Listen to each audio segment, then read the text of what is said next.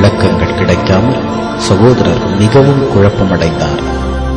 கடவுளை தேடுகிற அறிவிலே அவர் வாழ்க்கையில் ஒரு வெறுமை காணப்பட்டது. கடவுளை காண வேண்டும் என்கிற வாஞ்சை அவருக்குள் எழுந்தது.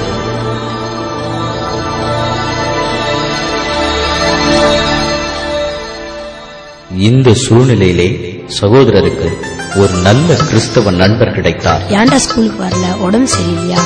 கடவுளை பார்க்க முடியுமாடா? அவர் சகோதரருக்கு இயேசு கிறிஸ்துவை பற்றியும் அவருடைய போதனைகளை குறித்தும் விவரித்துச் சொன்னார்.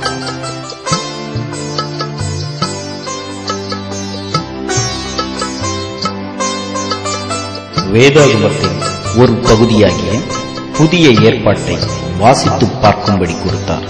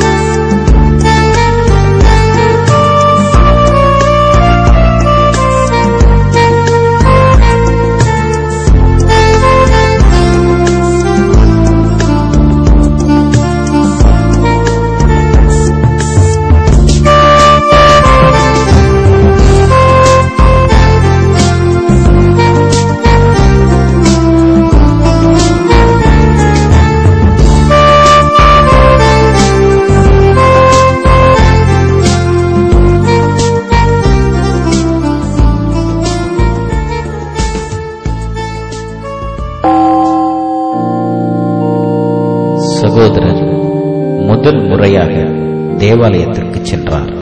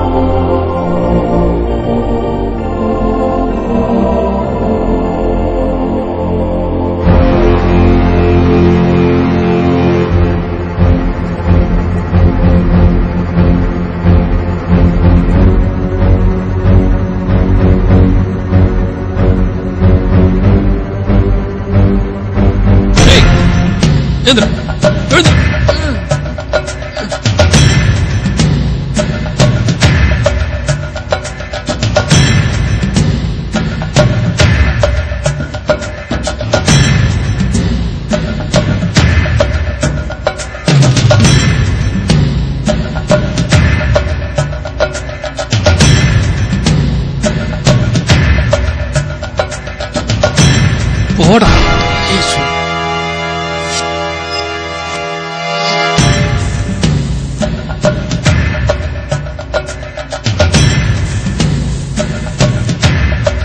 எழுந்துடா எழுந்துடா. சர்ச்சு பக்கம் உன்னை பார்த்தேன், கைய காலெல்லாம் உடைச்சிருவேன். சொல்றா, சர்ச்சுக்கு போக மாட்டேன் சொல்றா. சொல்றானா? என்ன பாக்குற? கல்லூரி மங்க மாதிரி நிக்கிறான் பாருங்க. என்ன நெஞ்செழுத்தான் அவனுக்கு. அவங்கிட்ட போய் என்னடா பேசிக்கிட்டு? கொளுத்துங்கண்ணா அவனை.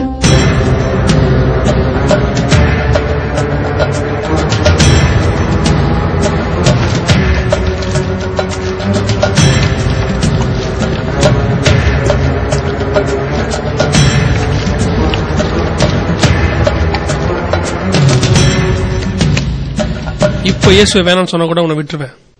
என்ன சொல்ற? இதுவரைக்கும் யாருக்கா வாழ்ந்தேன்னு தெரியாது.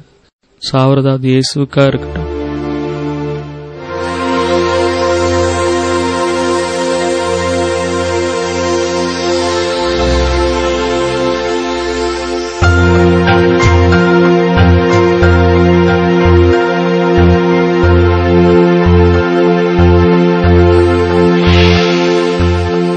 சாத்ராக், மேஷாக், ஆபேத்நேகோ என்பவர்களை அக்கினி சூளையிலே எரித்த போது காணக்கூடாத இறைவன், அதரிசனமான தேவன் அவர்களோடு கூட தரிசனமானார்.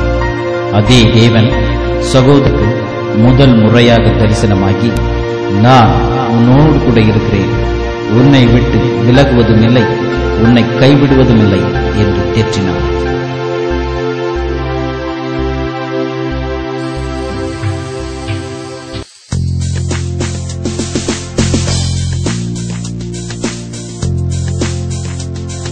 அது முதல் கொண்டு தரித்திரருக்கு சுவிசேஷத்தை பிரசங்கிக்கச் சென்றார். வியாதியஸ்தர்களுக்காக ஜெபிக்கவும் தன்னை அர்ப்பணித்துக் கொண்டார்.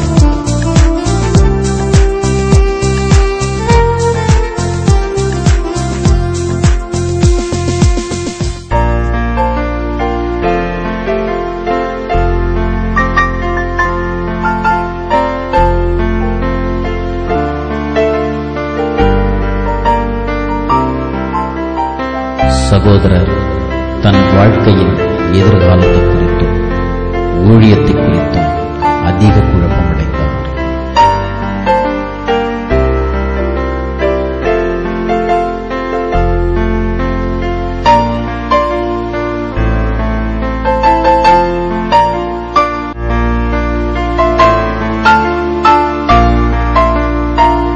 கையில் ஒரு வேதாகமத்தை மாத்திரம் எடுத்துக்கொண்டு தனது வீட்டாரை விட்டு தனித்திருக்கும்படி பிரிந்து சென்றார்.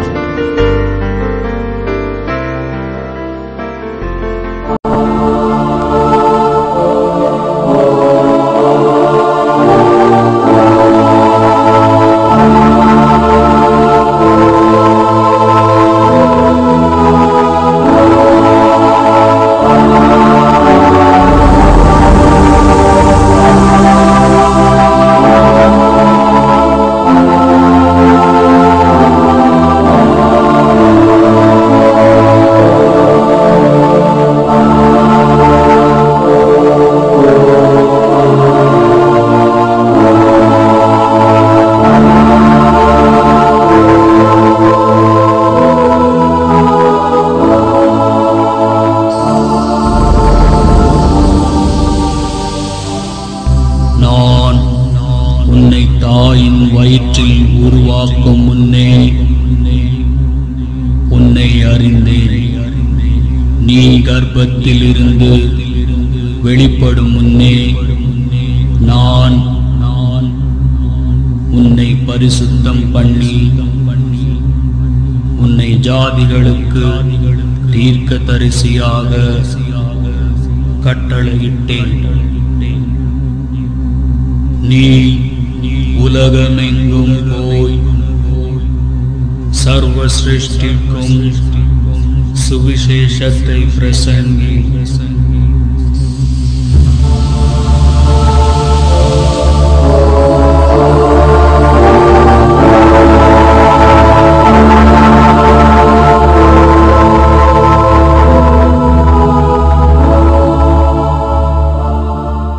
இயேசு கிறிஸ்து ஒப்பில்லாத தெய்வம். இந்த உலகத்திலே எல்லா மரித்து 3ஆம் நாள் உயிர்த்தெழுந்து இன்றைக்கும் எல்லா இனமொழி பேசும் மக்கள் யார் எந்த இடத்துல இருந்தாலும் சரி, உலகத்துல எந்த முனையில இருந்தாலும் சரி, அவர் நாமத்தை நம்பி உண்மையா அவரை நோக்கி பிரார்த்தனை செய்யும் போது நிச்சயமா அவர் வந்து பதிலளிப்பார். அவர் ஏனென்றால் வாழ்வை கெடுக்கல்ல, வாழ்வை கொடுக்க வந்த தெய்வம். இந்த தெய்வமாகி இயேசுவை ஏற்றுக்கொள்ளுங்கள். நிச்சயமா உங்களுடைய உள்ளத்திலும் இல்லத்திலும் தேவனுடைய சமாதானம் கடந்து வரும்.